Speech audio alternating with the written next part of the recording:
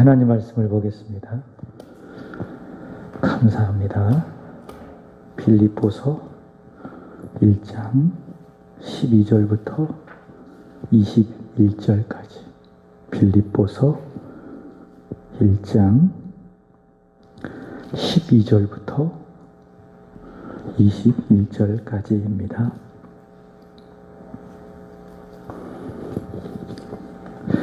다 같이 읽겠습니다. 시작. 형제들아, 내가 당한 일이 도리어 복음 전파의 진전이 된 줄을 너희가 알기를 원하노라. 이러므로 나의 매임이 그리스도 안에서 모든 시위대안과 그 밖의 모든 사람에게 나타났으니 형제 중 다수가 나의 매임으로 말미암아 주 안에서 신뢰함으로 겁없이 하나님의 말씀을 더욱 담대히 전하게 되었느니라. 어떤 이들은 투기와 분쟁으로, 어떤 이들은 착한 뜻으로 그리스도를 전파하니 이들은 내가 복음을 변증하기 위하여 세우심을 받은 줄 알고 사랑으로 하나 그들은 나의 매임에 괴로움을 더하게 할 줄로 생각하고 순수하지 못하게 다툼으로 그리스도를 전파하느니라.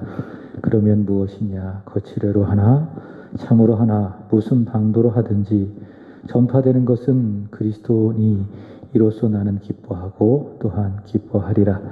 이것이 너의 간구와 예수 그리스도의 성령의 도우심으로 나를 구원에 이르게 할 줄 아는 고로 나의 간절한 기대와 소망을 따라 아무 일에든지 부끄러워하지 아니하고 지금도 전과 같이 온전히 담대하여 살든지 죽든지 내 몸에서 그리스도가 존귀하게 되게 하려 하나니 이는 내게 사는 것이 그리스도니 죽는 것도 유익함이니라. 아멘. 서로 인사하겠습니다. 참 잘하셨습니다. 인사하겠습니다. 오늘 찬양도 잘하셨고 기도도 잘하셨고 예배 드리러 오신 것도 참 잘하셨고요. 여러분, 자동차하고 비행기하고 차이점이 있겠지요? 차이점이 있는데 무엇이 있을까요? 아주 쉬운 질문인데 무엇이 있을까요? 자동차와 비행기의 차이점. 땅을 다니는 것은 자동차고 하늘을 다니는 것은 비행기고, 자동차는 바퀴가 있고요. 비행기는 바퀴가 있죠. 착륙할 때 바퀴가 있는데 그걸 몰랐네요. 또 무엇이 있을까요? 자동차와 비행기의 차이점. 비행기는 날개가 있어요? 맞죠? 자동차는 날개가 없습니다. 여러 가지 차이점들이 있겠죠. 근데 이런 말씀을 드리고 싶습니다. 자동차는요, 운행 중에 중단할 수 있습니까? 없습니까? 있습니다. 그리고 가던 길이 잘못되면 중단해서 뒤로 후진할 수가 있습니다. 그러나 비행기는요, 중간에 멈추거나 뒤로 후진할 수 있습니까? 없습니까? 없습니다. 그런 차이점이 있습니다. 만약 비행기가 운행 중에 날개를 중단한다면, 그리고 후진을 할 수도 없겠지만은 후진을 하려고 한다면 어떻게 될까요? 그 자리에서 추락해 버리겠죠. 그래서 비행기는 무조건 전진해야 됩니다. 무조건 전진할 수밖에 없는 것이 비행기입니다. 여러분, 우리의 신앙생활을 비유한다면 여러분, 자동차와 같아서는 안 됩니다. 무엇과도 같아야 할까요? 비행기와도 같아야 합니다. 중단한 일이 없어야 합니다. 그리고 후퇴하는 그런 일들이 없어야 된다라고 하는 겁니다. 서로 인사하겠습니다. 중단 없이 후퇴 없이 신앙생활 합시다. 인사하겠습니다. 비행기가 중간에 운행을 중단한다면, 그리고 뒤로 후진한다면 그것은 곧 추락을 의미하는 것처럼 우리 신앙생활도 똑같습니다. 했던 기도, 드렸던 예배 중간에 이런저런 핑계로 여러 가지 상황에 따라 중단하거나 멈춘다면 그것은 곧 무엇을 의미합니까? 추락을 의미하는 겁니다. 그래서 바울은 이야기하기를 기도하기를 계속해라. 성령 안에서 항상 깨어 기도해라. 항상 예배해라. 그런 말씀을 하지 않았겠습니까? 신앙생활, 기도생활, 예배생활, 섬김의 생활, 때로는 헌금생활, 그 모든 일들에 있어서 우리는 비행기와도 같아야 합니다. 중간에 멈추거나 절대로 뒤로 후퇴하는 일이 없어야 합니다. 그것은 곧 추락을 의미하는 것이기 때문에. 그래서 여러분, 비행기처럼 중단 없이 후퇴 없이 앞으로 힘껏 전진하는 그런 신앙생활, 그래서 행복하고 또 즐겁고 감사한 그런 신앙생활이 되기를 주님의 이름으로 축복합니다. 특별히 우리가요, 신앙생활을 하는데 후퇴하지 말아야 될, 중단하지 말아야 될 이유가 있습니다. 아주 복음적인 이유죠. 우리가 지난주에 살펴보았던 빌립보서 1장 6절에 이렇게 말씀하고 있습니다. 한번 읽어보겠습니다. 빌립보서 1장 6절 시작. 너희 안에서 착한 일을 시작하신 이가 그리스도 예수의 날까지 이루실 줄을 우리는 확신하노라. 성령께서 우리 안에 착한 일을 시작하셨대요. 기도하게 하시는 그 착한 일을 시작하셨대요. 우리로 하여금 하나님을 바르게 예배하는 그 일을 시작하셨대요. 우리로 하여금 말씀을 배우는 그 착한 일을 시작하셨대요. 우리로 하여금 복음을 전하는 전도의 일을 시작하셨대요. 성령께서 내 안에 그 일을 시작하셨기 때문에 또 그가 진행할 것이고 마무리할 것입니다. 우리 속에서 이렇게 착한 일을 시작하시는 성령께서 계시기 때문에, 성령의 시작하심과 역사하심이 있기 때문에 이것만 보더라도 우리는 중간에 멈추어서는 안 된다. 그리고 후퇴해서는 안 된다. 성령을 힘입어서 힘껏 전진해야 된다라는 것입니다. 믿습니까? 여러분 안에 착한 일을 시작하시는 하나님, 우리 교회 안에 착한 일을 시작하신 하나님, 그 하나님을 믿고 여러분도 중단 없이 후퇴 없이 열심히 신앙생활 하시기를 주님의 이름으로 축복합니다. 오늘 읽은 말씀에 보면 사도 바울은 자신은 매어 있어요. 갇혀 있어요. 그렇지만은 자신이 행했던 복음 전파는 자기가 감옥에 갇혀 있다고 해서 절대로 중단되지 않는다. 후퇴하지 않는다. 오히려 12절 보시면은 진전한다. 전진한다. 힘껏 더 나아간다. 그렇게 고백을 하고 있습니다. 나는 갇혔어요. 나는 매여 있어요. 그러면 내가 복음을 전하는 내가 매여 있다고 해서, 내가 갇혀 있다고 해서, 그럼 복음 전파도 나와 똑같이 중단되는 것인가? 후퇴하는 것인가? 절대로 그렇지 않다. 내가 갇혔어도, 내가 매여 있어도 어떻습니까? 복음 전파는 도리어 진전이 된다. 전진한다. 후퇴 없이 더욱더 하나님의 말씀은 뻗어나간다. 바울은 그렇게 말씀하고 있습니다. 이게 오늘 말씀의 핵심인데요. 이런 내용은 디모데후서 2장 9절에도 바울이 이야기했습니다. 한번 읽어보겠습니다. 시작. 복음으로 말미암아 내가 죄인과 같이 매이는 데까지 고난을 받았으나 하나님의 말씀은 매이지 아니하니라. 아멘. 복음을 전하면서 사도 바울이 많은 고통을 받았습니다. 그럼 복음을 전하는, 소위 말하는 메신저잖아요. 복음을 전하는 그릇이잖아요. 그 그릇이 고난을 받았어요. 그리고 매였어요. 갇혔어요. 그러면 바울과 함께 복음을 전하는 메신저 바울과 함께 복음도 매이는 것이냐? 아니다라는 거예요. 바울이 뭐라고 이야기합니까? 나는 매이지만은, 그렇지만은 하나님의 말씀은 절대로 매이지 않는다. 그것이 바로 사도 바울의 복음에 대한 믿음이었다라고 하는 겁니다. 바로 하나님의 말씀은 어떤 상황 속에서도 갇히지 않고 매이지 아니하니 중단 없이 후회 없이 후퇴 없이 끊임없이 앞을 향하여 전진한다. 바울이 감옥에서 그 진리를 깨달았다라고 하는 것입니다. 오늘 말씀의 중요한 내용이기 때문에 강조해서 말씀을 드립니다. 자, 지난주에 사도 바울은요, 이 빌립보서를 시작하면서 축복을 했죠. 빌립보 교회 지도자들과 성도들에게 뭐라고 축복했습니까? 하나님 아버지와 주 예수 그리스도로부터 은혜와 평강이 너희에게 있기를 원하노라. 여러분, 그 축복이 저와 여러분의 가정에, 또 일터에, 또 우리의 자녀에게 그대로 이루어지기를 주님의 이름으로 축복합니다. 그렇게 축복하면서 사도 바울은 빌립보 교회를 생각하면서 간절히 기도했죠. 기도했더니 감사하는 마음이 너무 큰 것입니다.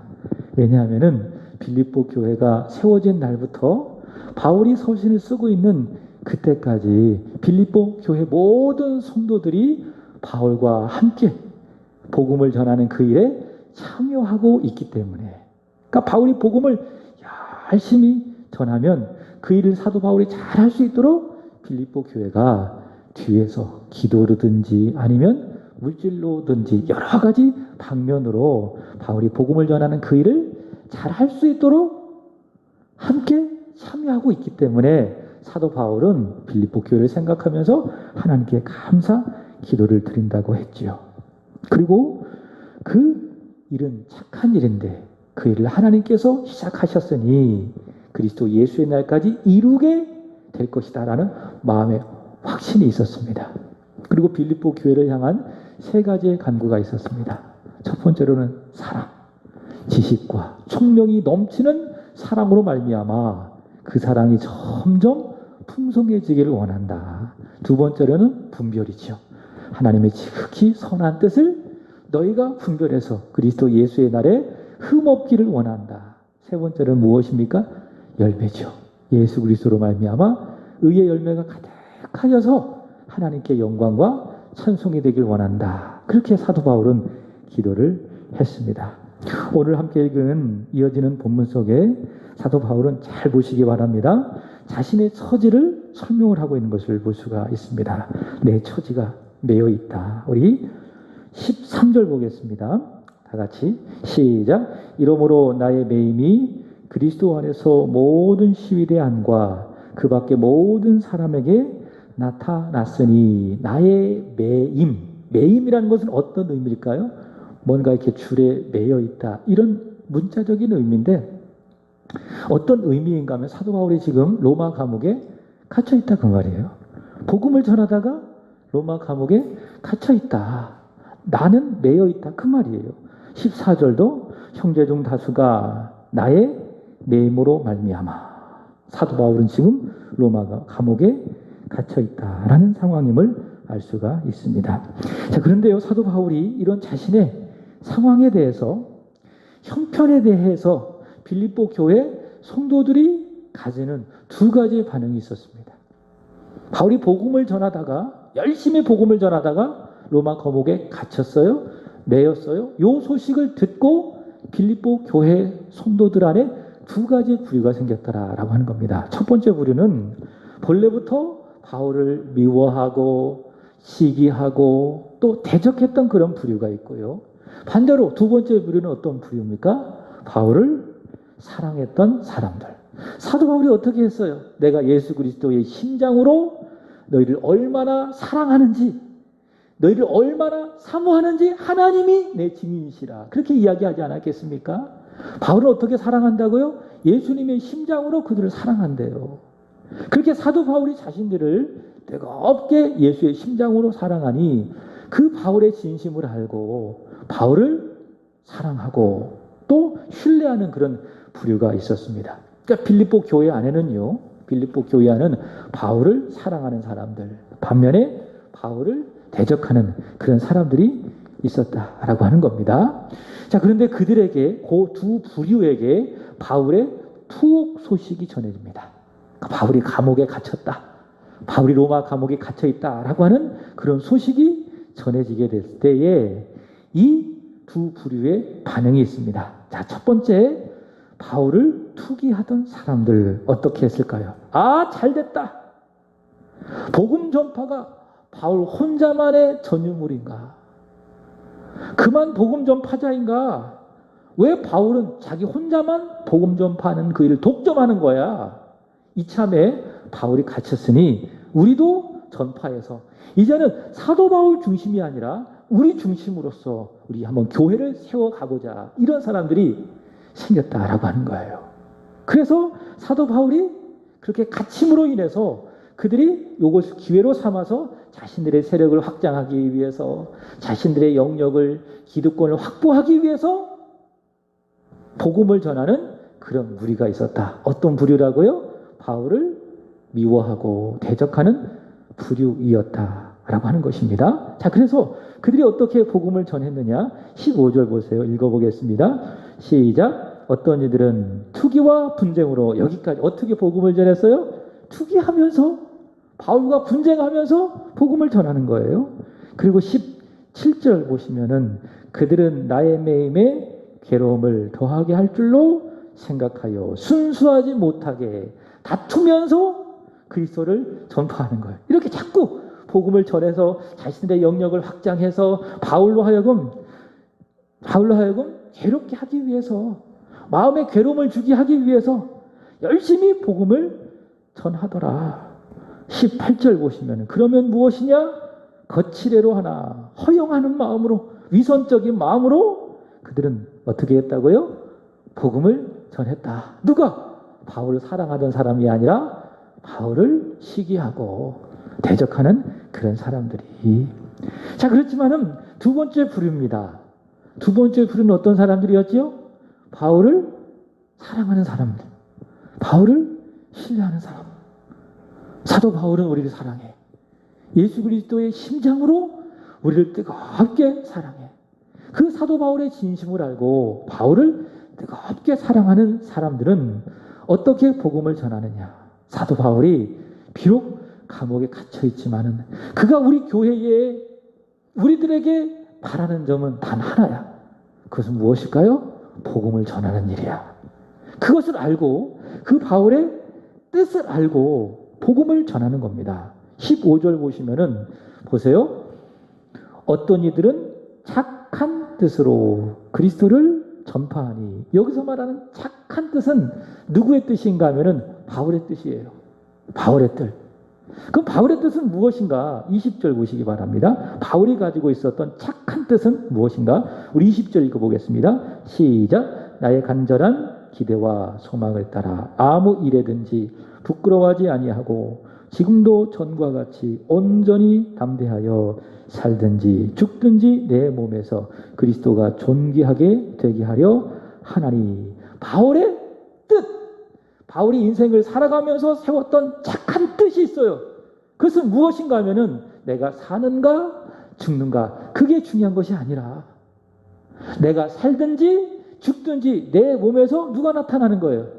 예수가 나타나고, 그래서 예수님이 나를 통해서 존귀하게 높여지는 것, 그것이 무엇입니까? 바울이 인생을 살아가면서 세웠던 착한 뜻이다 라고 하는 겁니다.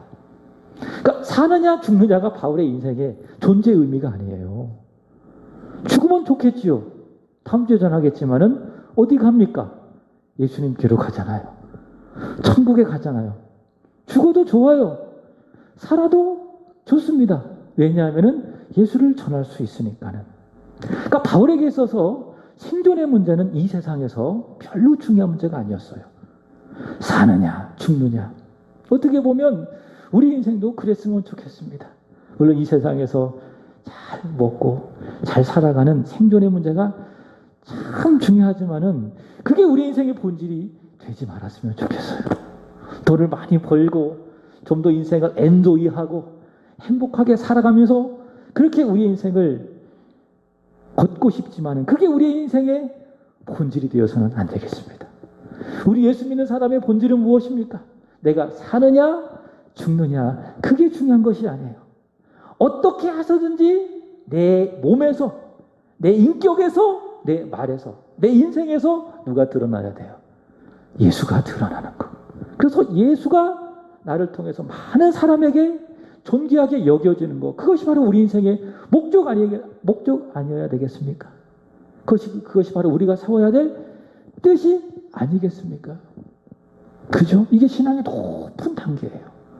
하나님, 내가 사는 건지 죽는 건지 이것은 중요하지 않습니다. 하나님, 바라옵기는 살든지 죽든지 내 인생 속에 주님만이 높임을 받고 주님만이 존귀하게 되게 하여 주옵소서. 그렇게 우리는 기도하고 그렇게 살아가야 되겠죠. 그러면 그게 무엇입니까? 마태복음 6장 33절의 말씀처럼 먼저 그의 나라와 그의 의를 구하는 거예요. 그러면 하나님은 어떻게 하십니까? 이 모든 것을 내가 살든지 죽든지 하나님께서 내 인생 가운데 필요한 것들을 하나님이 채워주신다라고 하는 겁니다. 여러분, 저와 여러분이 가져야 될 착한 뜻 무엇입니까? 살든지 죽든지 내 몸에서 예수가 존귀하게 되는 것, 예수가 나타나게 되는 것, 그것이 바로 우리가 세워야 될 착한 뜻인 줄로 믿습니다. 바울이 그런 마음을 갖고 있죠. 그게 바울이 추구하는 착한 뜻이죠. 그 착한 뜻을 바울을 사랑하는 빌립보 교회 성도들이 아는 겁니다. 바울이 우리에게 바라는 게 무엇일까? 바울은 지금 갇혔는데 복음을 전하다가 로마 감옥에 매여 있는데 우리 교회에 그리고 우리에게 바라는 것이 무엇일까? 영치금을 많이 보내줘서 감옥에서 편안한 생활을 할 수 있도록 하는 것일까? 아니면은 바울 자신을 감옥에서 꺼내는 것일까? 아닐 거야. 바울 선생님의 뜻은, 바울 사도의 뜻은 어떻게 해서든지 그리스도를 존귀하게 나타내는 것이니, 그래, 그 바울의 착한 뜻을 우리가 알고 우리가 열심히 이참에 복음을 전해보자. 어떻게 했어요?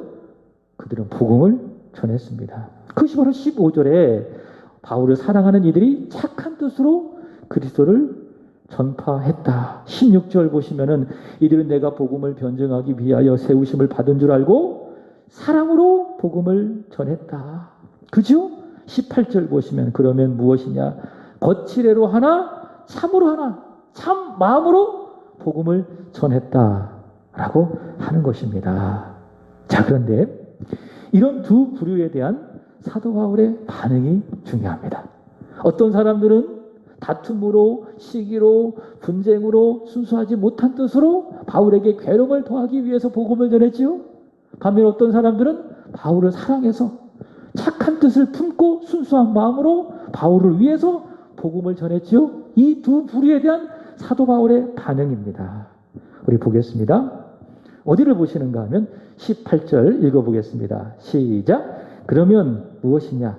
거칠애로 하나 참으로 하나 무슨 방도로 하든지 전파되는 것은 그리스도니 이로써 나는 기뻐하고 또한 기뻐하리라. 아멘.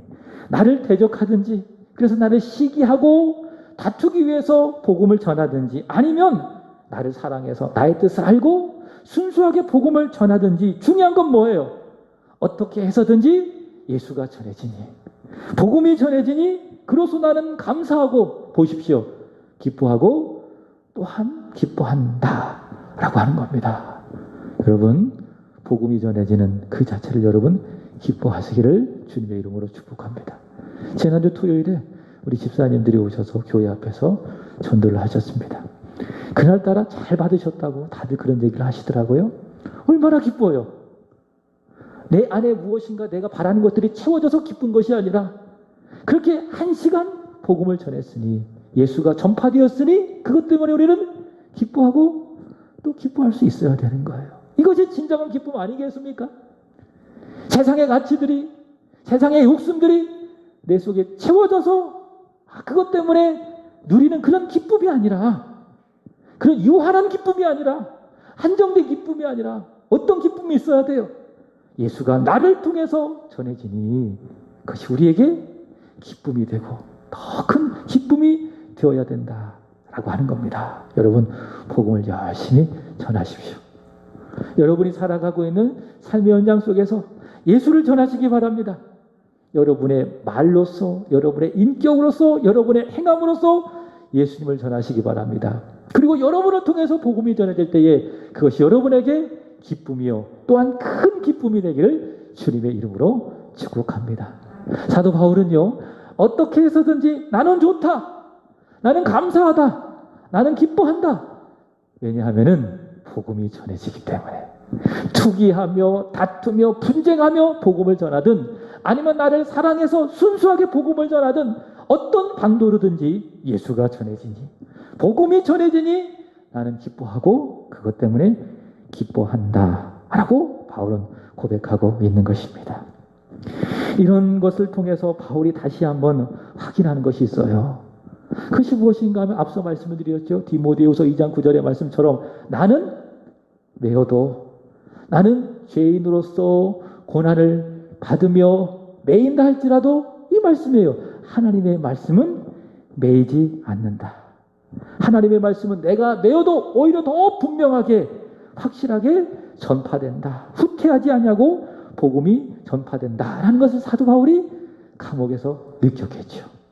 그죠? 어떤 사람들은 야, 바울이 복음을 전하는 그 일의 주역인데, 소위 말해서 주인공인데 주인공이 죽었어. 그럼 영화 끝나는 거 아니야? 그렇게 생각했더라는 거예요. 근데 바울은 아니다. 복음을 전하는 내가 비록 주인공이지만 그러나 주인공이 나를 세워주신 하나님은 살아계시니 하나님의 말씀은 영원하니 내가 매어도 내가 갇혀도 복음 후퇴하지 않냐고 힘껏 전진해 나간다. 바울은 그것을 말하고 있는 것입니다. 그러니 빌립보 교회도 이런 생각을 가져야 되겠죠. 이런 믿음을 가져야 되겠죠. 빌립보 교회를 세웠던 바울이 갇혔다고 해서, 바울이 매였다고 해서 여러분 교회가 중단될 수 있습니까? 교회가 무너질 수 있습니까? 그렇지 않습니다. 바울은 갇혀도 교회는 더 부흥하는 거예요. 그게 교회예요. 신비하죠. 그래서 이런 말씀을 드렸어요. 내가 꼭 필요한 사람입니다. 믿습니까? 그러나 나 없어도 교회는 됩니까? 안 됩니까? 됩니다. 왜 그렇습니까? 교회의 주역은 사람이 아니라 예수 그리스도이시기 때문에 그렇습니다. 믿습니까? 목사가 참 중요해요. 우리 권사님이 기도하셨지만 이 교회를 담임하는 목사이기 때문에, 이 교회를 책임지는 목사이기 때문에 목사가 참 중요합니다. 목사가 있어야 됩니다. 그러나 목사가 없다고 해서 새한교회 망합니까? 새한교회 무너집니까? 그렇지 않습니다. 무너지지 않습니다. 왜 그렇습니까?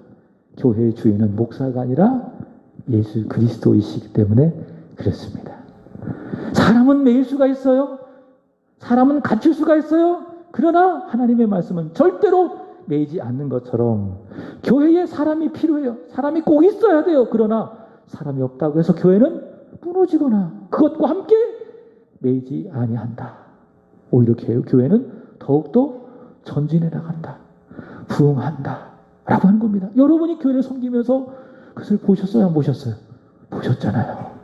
우리 교회가 여기까지 오면서 편안한 일만 있었던 것은 아니죠. 많은 어려움이 있었죠. 그럼에도 불구하고 오늘 교회가 있는 거예요. 후퇴하지 아니하고 오늘 이 교회의 모습을 갖고 있는 거예요. 무슨 증거입니까? 하나님의 말씀은 매이지 않는다. 사람은 매이고 사람은 무너지지만 그러나 하나님의 교회, 하나님의 말씀으로 세워진 교회는 절대로 무너지지 아니한다. 그게 뭐예요? 교회예요. 오늘 여러분이 섬기고 있는 교회라고 하는 것입니다. 이렇게 사람은 매이고 복음은 매이지 않는다라고 하는 이것은요, 사도 바울이 빌립보 교회를 세워가는 과정 속에서 말 그대로 자신의 경험을 통해서 깨달은 진리예요. 지난주 말씀을 드렸죠. 사도행전 16장에 가보면 어떻게 빌립보 교회가 세워졌는지 말씀을 드렸습니다. 원래 사도 바울은요, 2차 전도 여행을 시작하면서 어디로 가려고 했었죠? 아시아입니까? 유럽이었습니까? 아시아로 가려고 했어요. 오늘날로 말한다면 터키에 가서 다시 복음을 전하려고 했습니다. 1차 때 전했으니까 한 번 더 가서 복음을 전해서 그들의 믿음을 확고하게 하려고 했습니다. 그러나 성령께서 어떻게 하셨습니까? 막으셨어요. 성령께서 사도행전 16장 6절의 말씀에 보시면은 성령께서 아시아의 말씀을 전하지 못하게 막으시고 대신 어디로 인도하셨느냐? 유럽으로 인도하셨는데 마게도냐의 첫 성인 빌립보 성에 이르게 하셨습니다. 그리고 거기에서 처음 누구를 만나게 하십니까? 자색 옷감 장사 루디아라고 하는 마음이 큰 사업가 루디아를 만나게 됩니다. 그리고 성령께서 그 루디아의 마음의 문을 열어주셨어요. 바울이 말씀을 전할 때에 성령께서 루디아의 마음의 문을 활짝 열어서 예수를 믿고 영접하게 했습니다. 그래서 루디아를 통해서 빌립보 교회가 시작이 된 거예요. 또 이후에 사도 바울이 빌립보에서 복음을 전하다가 무슨 일이 벌어졌습니까? 빌립보 감옥에 갇히는 그런 일들이 벌어졌죠. 한밤중이었어요. 바울과 실라가 어떻게 했죠? 빌립보 감옥에 갇혀서 한밤중에 뭐 했어요? 기도했어요. 그리고 찬송했어요. 그래서 여러분, 기도와 찬송이라고 하는 것은 동전의 양면과도 같아요.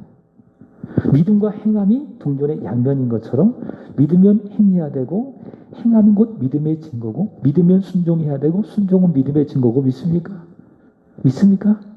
기도했다면 응답을 기대해야 되겠죠? 동전의 양면입니다. 기도했다면 하나님 어떻게 응답하실까? 기대하고 더 기도하세요. 응답 주실 줄로 믿습니다. 그리고 그 응답 가지고 더 열심히 기도하십시오. 이런 아름다운 순환이 여러분의 믿음 생활을 더 부유하게 만드는 것입니다. 기도와 찬송은 동전의 양면과도 같은 것이다. 사도 바울과 실라가 빌립보 감옥에서 그 어두운 감옥에서 어떻게 했어요? 하늘을 바라보면서 하늘에 계신 하나님께 기도했어요. 그리고 뭐 했어요? 찬송했어요. 그랬더니 어떤 일이 벌어졌습니까? 기도하고 찬송했더니 그 결과 옥토가 팍 움직이고, 그러니까 감옥을 두르고 있는 옥토가 팍 움직였다. 초자연적인 성령의 역사죠. 그리고 문들이 탁탁탁 열리고요. 죄수들을 옥죄고 있었던 그 묶인 것들이 하나씩 하나씩 풀리고 벗어지기 시작했습니다. 이것이 무엇입니까? 복음의 역사예요. 복음의 능력이에요. 사람은 복음을 가두지만은 그러나 복음은 그렇지 않다. 복음은 열리게 하는 겁니다. 풀리게 하는 겁니다. 믿습니까? 복음을 붙드세요. 복음을 붙들면, 말씀을 붙들면 닫힌 마음의 문이 열리는 거예요. 여러분을 옥죄고 있는 것들이 하나씩 하나씩 풀려가는 거예요. 무엇을 붙들면? 복음을 붙들면, 말씀을 붙들면 받고 이야기한다. 말씀을 붙들지 않기 때문에 세상의 것들이 내 마음을 계속 쪼이는 거예요. 목을 꽉 부여잡고. 그렇죠? 세상의 것들이. 그럼 복음을 딱 붙들잖아요. 풀려요. 자유하게 돼요. 그게 말씀의 능력이에요. 복음의 능력이에요. 십자가 보혈의 능력이라는 것이죠. 사도 바울은 복음의 능력을 경험한 거예요. 어디에서? 빌립보 감옥에서. 복음이 역사하니 옥토가 움직이고 문이 열리고 매었던 것들이 하나씩 하나씩 풀어지고요. 그리고 어떤 일이 벌어졌습니까? 그 감옥을 관리하던 간수에게 복음이 전해졌죠. 형제들이여, 우리가 어떻게 하면 구원을 받을 수가 있겠습니까? 그때 바울이 했던 유명한 말이 있죠. 무슨 말입니까? 주 예수를 믿으라. 그리하면 너와 내 집이 구원을 받으리라. 내가 예수를 믿으면 누가 구원받는데요? 내 가족이 구원받는데요. 그 복음이 간수에게 전해졌고요. 그 말씀대로 됐습니다. 간수와 그의 제자들이 바울을 초청해서 복음을 듣고 예수를 믿고 세례를 받게 되었습니다. 그래서 빌립보 교회가 더 든든하게 세워진 것이죠. 여러분, 바울은요, 이렇게 빌립보 감옥에서 복음의 능력을 체험했어요. 그렇지 않습니까? 바울은 매였잖아요. 갇혔잖아요. 그러나 하나님의 말씀은 매이지 아니하고요. 살아 움직이고 역사해서 묶였던 것들을, 매였던 것들을 다 풀게 하고 한 영혼과 그의 가족까지 구원한 것이다. 바울은 그것을 빌립보 감옥에서 직접 몸으로 체험한 거예요. 믿습니까? 나는 매이지만 그러나 하나님의 복음은 매이지 아니한다. 빌립보 감옥에서 사도 바울은 체험한 것입니다. 그래서 사도 바울은 1차, 2차, 3차 전도 여행을 마치고 로마 감옥에 갇혔을 때에도 확신을 갖게 되는 것이죠. 복음을 전하는 자신이 로마 감옥에 갇혔으니 어떻게? 내가 해야 되는데 내가 복음 전하지 아니하면 누군가 복음을 전할 사람이 없는데 어떡하지? 불안해하거나 초조하지 아니하였다 그 말입니다. 왜요? 빌립보 감옥에서 사람은 매이나 복음은 매이지 않는다라는 사실을 체험했기 때문에 확신 가운데 그래서 이야기하는 거예요. 나는 매였어. 나는 갇혔어. 그러나 나는 갇혔지만, 나는 매여있지만은 하나님의 복음은 전파되는 거야. 봐! 나를 시기하고 대적하는 사람들이 예수를 전하잖아. 또 나를 사랑하는 사람들도 예수를 전하잖아. 내가 없다고 복음이 전파되지 않아? 아니야. 어떻게 해서든지 하나님의 말씀은 매이지 않냐니 전파되는 거야. 바울은 오늘 본문을 통해서 그 이야기를 하고 있는 것입니다. 여러분, 우리는 매어도요, 하나님의 말씀은 매이지 않음을 믿으시기 바랍니다. 믿습니까?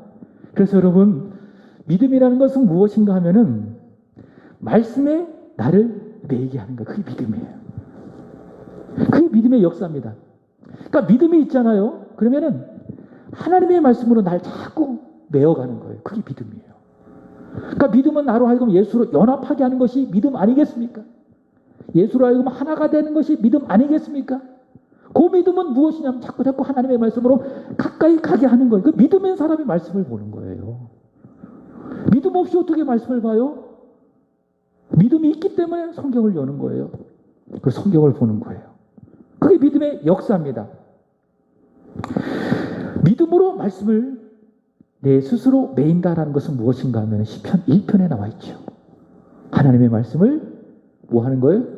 묵상하는 거예요. 묵상. 주야로 묵상하는. 묵상은 두 가지 의미가 있다고 말씀을 드렸어요. 첫 번째로는 묵상이라는 말이 원래 히브리어로 하가인데 소리를 내어 말하는 거예요. 여기 보신다면 그러므로 그리스도 안에 무슨 권면이나 사랑이나 위로나 자비나 긍휼이나 계속 이렇게 소리 내어서 말씀에 있는 게 뭐예요? 그게 하가 묵상의 의미고요. 우리나라 사람들이 생각하는 묵상은 무엇인가 하면 생각의 개념이에요. 계속 말씀을 뭐 하는 거예요? 생각하는 거예요. 두 가지 의미가 묵상입니다. 소리 내어 말씀을 읽고 그 말씀을 계속 끊임없이 생각하는 것. 마치 소가 여물을 먹으면 어떡합니까? 삼키는 것이 아니라 계속 되새김질 하잖아요. 그게 무엇입니까? 그것이 바로 묵상이다 라고 하는 겁니다. 그래서 여러분 묵상을 하잖아요. 그럼 복 있는 사람입니다. 믿습니까? 근데 말씀을 계속 묵상을 하게 되어지면은 처음엔 내가 말씀을 붙드는 것 같아요. 그러나 묵상을 계속 하게 되면 어떻습니까? 나중에는 그 말씀이 나를 매는 거예요. 그 말씀이 나를 끌고 가게 되어집니다. 여러분 그거 아십니까? 아침에 탁 일어났는데 어떤 노래를 들었어요. 그죠? 그 노래가 너무 좋아요. 그럼 어때요? 하루 종일 그 노래가 머릿속에 맴돌잖아요. 그럼 나도 모르게 그 노래를 어떻게 합니까? 흥얼흥얼 부르지 않습니까? 그 노래가 나를 지배하는 거예요. 그 노래가 나를 끌고 가는 거예요. 그게 바로 말씀이에요. 말씀 묵상이 바로 그런 거예요. 처음엔 내가 말씀을 붙잡지만은 말씀을 더 붙들고 그러다가 보면 말씀이 나를 꽁꽁 묶는 겁니다. 그리고 말씀이 나를 이끌고 가게 되는 겁니다. 믿습니까? 그 말씀을 접하는 게 중요해요. 믿음으로 읽는 게 중요해요. 그럼 읽다가 보면 묵상하다가 보면 어떻게 된다고요? 주객이 전도되어서 말씀이 나를 끌고 간다. 그럼 어떻게 되는지 아십니까? 바울이 고백한 것처럼 기뻐하고 또 기뻐하는 거예요. 여러분 그런 행복을 아십니까? 그런 기쁨을 아십니까? 저는 여러분이 그런 기쁨을 좀 많이 누리셨으면 좋겠어요. 말씀에 매였더니 말씀이 나를 지배했더니 하나님께서 주신 그 기쁨이 여러분의 마음속에 충만하게 되기를 축복합니다. 말씀을 매었더니 기뻐지는 거예요. 신앙생활에 기쁨이 있어요. 기뻐하고 또 기뻐해요. 그리고 서로의 말씀을 드렸던 것처럼 중단하지 않고 후퇴하지 아니하고 열심히 예수를 목표로 힘껏 전진하게 되는 것입니다. 자, 그렇지만 말씀이 아니라 자꾸 사람에 매이고요. 이 사람의 말에 매이고 저 사람의 생각에 매이고 또 이런 상황에 매이고 저런 상황에 자꾸 내가 매어지잖아요. 그럼 어떻게 되는지 아십니까? 이 세상은 죄 아래에 있기 때문에 그리고 사람은 근본적으로 죄인이기 때문에 어때요? 사람에게 매이고 상황에 매이면은 어때요? 기쁨이 없어요. 만족함이 없어요. 낙심하게 되어지고 두려워하게 되고 근심하게 되고 불평하게 되고 원망하게 되어지고 신앙생활하는 것이 짜증나고 하기 싫고 그만두고 싶고 와도 껍데기 같고 형식적이고 이렇게 된다라는 거예요. 언제요? 말씀이 아니라 상황에 매이고 사람에 매이게 되어지면 그렇다라고 하는 겁니다. 여러분 절대로 상황에 매이지 마십시오. 사람에게도 매이지 마십시오. 오직 하나님의 말씀에만 믿음으로 매이는 말씀의 지배를 받는 여러분 되시기를 주님의 이름으로 축복합니다. 따라서 합니다. 나는 매여도 말씀은 매이지 않는다. 믿습니까? 그 하나님 말씀에 매이는 여러분 되시기를 주님의 이름으로 축복합니다. 기도하겠습니다. 하나님 아버지, 우리와 우리 새한교회 하나님 사람과 상황에 매이지 않게 하여 주시고 오직 영원하신 하나님의 말씀에만 매이게 해 주옵소서.